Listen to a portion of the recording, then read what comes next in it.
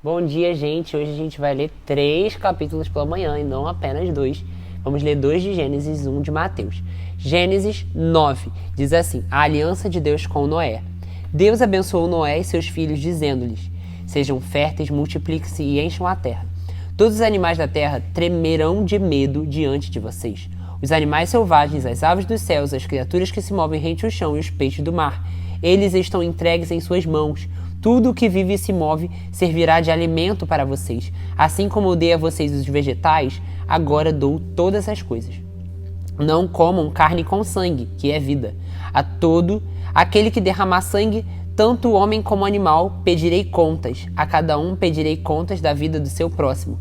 Quem derramar sangue do homem, pelo homem seu sangue será derramado, porque a imagem de Deus foi o homem criado.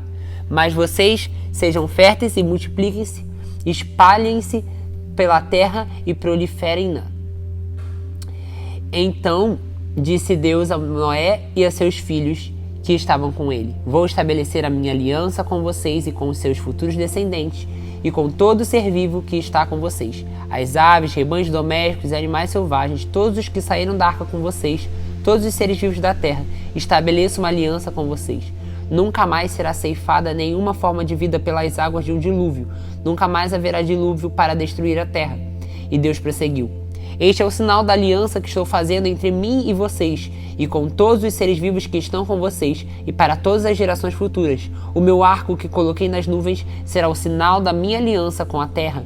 Quando eu trouxer nuvens sobre a terra e nelas aparecer o arco-íris, então me lembrarei da minha aliança com vocês e com os seres vivos e todas as espécies. Nunca mais as águas se tornarão um dilúvio para destruir toda forma de vida. Toda vez que o arco-íris estiver nas nuvens, olharei para ele e me lembrarei da aliança eterna entre Deus e todos os seres vivos de todas as espécies que vivem na terra. Concluindo, disse Deus a Noé: esse é o sinal da aliança que estabeleci entre mim e toda a forma de vida que há sobre a terra. Os filhos de Noé que saíram da arca foram Sem, Cã e Jafé. Cã é o pai de Canaã. Esses foram os 3 filhos de Noé. A partir deles toda a terra foi povoada. Noé, que era agricultor, foi o primeiro a plantar uma vinha.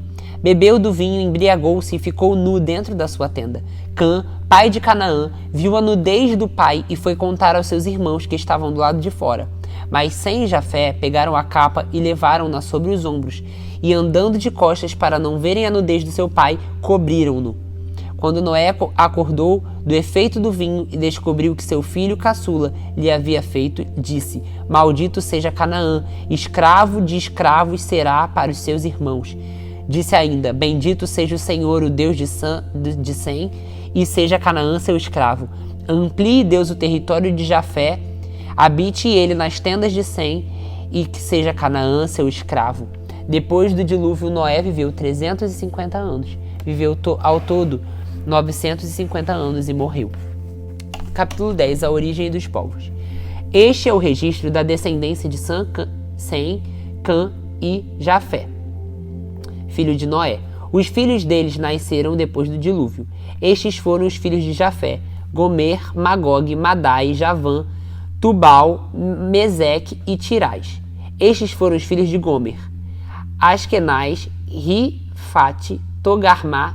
Estes foram os filhos de Javã: Elisá, Tarsis, Quitim e Rodanim. Deles procedem todos os povos marítimos, os quais separaram em seus territórios, conforme a sua língua, cada um segundo o clã de suas nações. Os Camitas. Estes foram os filhos de Cã, né? Antes eram os de Jafé, Jafetitas, agora os de Cã, Camitas.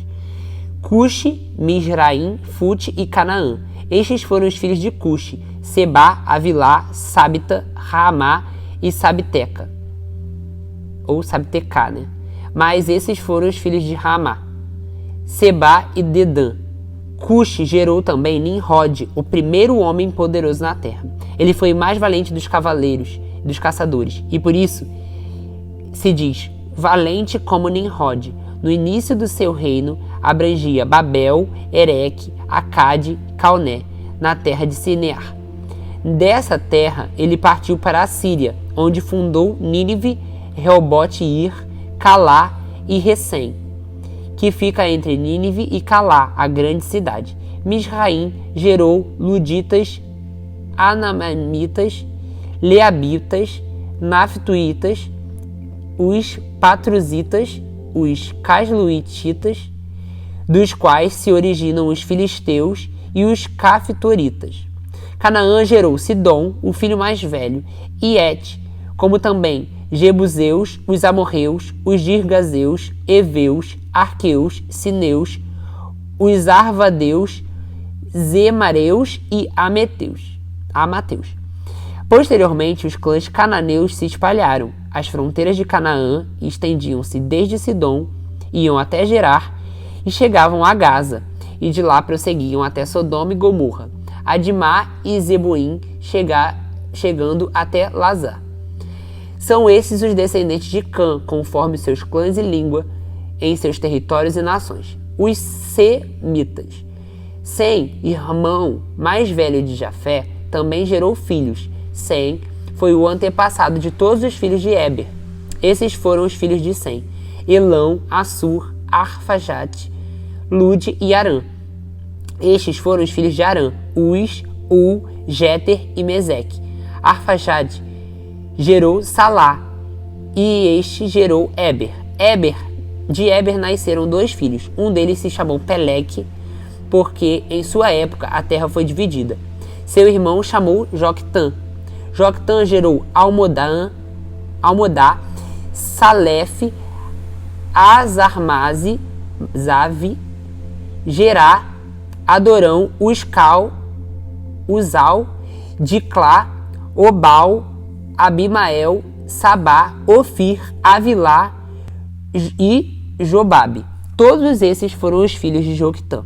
A região onde viviam estendia de Messa até Cefar, nas colinas ao leste. São esses os descendentes de Sem, conforme seus clãs e línguas em seus territórios e nações. São esses os clãs dos filhos de Noé, distribuídos em suas nações, conforme a história da sua descendência. A partir deles os povos se dispersaram pela terra depois do dilúvio. Agora bora lá para Mateus 9, né? 9, vamos lá. Entrando Jesus num barco, atravessou o mar e foi para sua cidade. Alguns homens trouxeram-lhe um paralítico deitado em sua maca. Vendo a fé que tinha, Jesus disse ao paralítico: tenha bom ânimo, filho, os seus pecados estão perdoados. Diante disso, alguns mestres da lei disseram a si mesmos: este homem está blasfemando. Conhecendo Jesus seus pensamentos, disse-lhes: por que vocês pensam maldosamente em seu coração? Que é mais fácil dizer, os seus pecados estão perdoados, ou levante-se e ande? Mas, para que vocês saibam que o Filho do Homem tem na terra autoridade para perdoar pecados, disse ao paralítico: levante-se, pegue a sua maca e vá para casa. Ele se levantou e foi. Vendo isso, a multidão ficou cheia de temor e glorificou a Deus, que dera tal autoridade aos homens. Saindo Jesus, viu um homem chamado Mateus sentado na coletoria e disse-lhe: siga-me. Mateus levantou-se e o seguiu. Entrando Jesus em casa, foram comer com ele os seus discípulos e muitos publicanos e pecadores. Vendo isso, os fariseus perguntaram aos discípulos dele: por que o mestre de vocês come com publicanos e pecadores? Ouvindo isso, Jesus disse: não são os que têm saúde que precisam de médico, mas sim os doentes. Vão aprender o que significa desejo misericórdia e não sacrifício, pois eu não vim chamar os justos, mas pecadores. Então os discípulos de João vieram perguntar-lhe: por que nós e os fariseus jejuamos, mas os teus discípulos não? Jesus respondeu: como pode os convidados do noivo ficar de luto enquanto o noivo está com eles? Virão dias quando o noivo lhes será tirado, então estes dias jejuarão. Ninguém põe remendo de pano novo em roupa velha, pois o remendo forçará a roupa, tornando pior o rasgo. Nem se põe vinho novo em vasilha de couro velha. Se fizer, a vasilha arrebentará, o vinho se derramará e a vasilha se estragará. Ao contrário, põe-se vinho novo em vasilha de couro nova, e ambos se conservarão. Falava ele ainda quando um dos dirigentes da sinagoga chegou, ajoelhando-se diante dele, e disse: minha filha acaba de morrer, vem, impõe a mão sobre ela e ela viverá.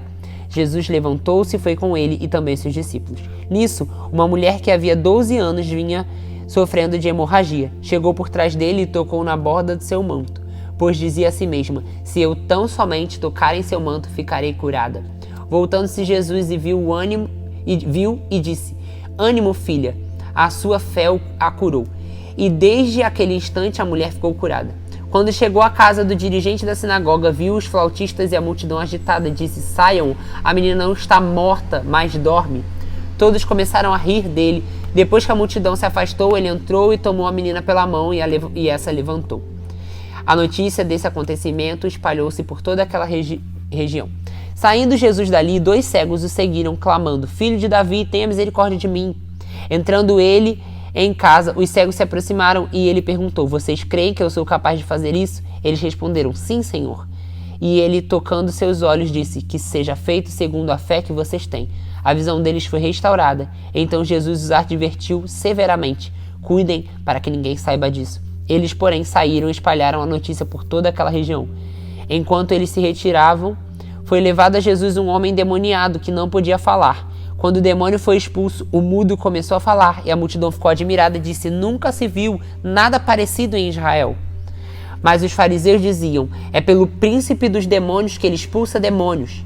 Jesus ia passando por todas as cidades e povoados, ensinando nas sinagogas, pregando as boas novas do reino e curando todas as enfermidades e doenças. Todas. Ao ver a multidão, teve compaixão dela, porque estavam aflitas e desamparadas como ovelhas sem pastor. Então disse aos seus discípulos: "A colheita é grande, mas os trabalhadores são poucos. Peçam, pois, ao Senhor da colheita que envie trabalhadores para a sua colheita." É isso, pessoal. À noite a gente se vê para mais capítulos.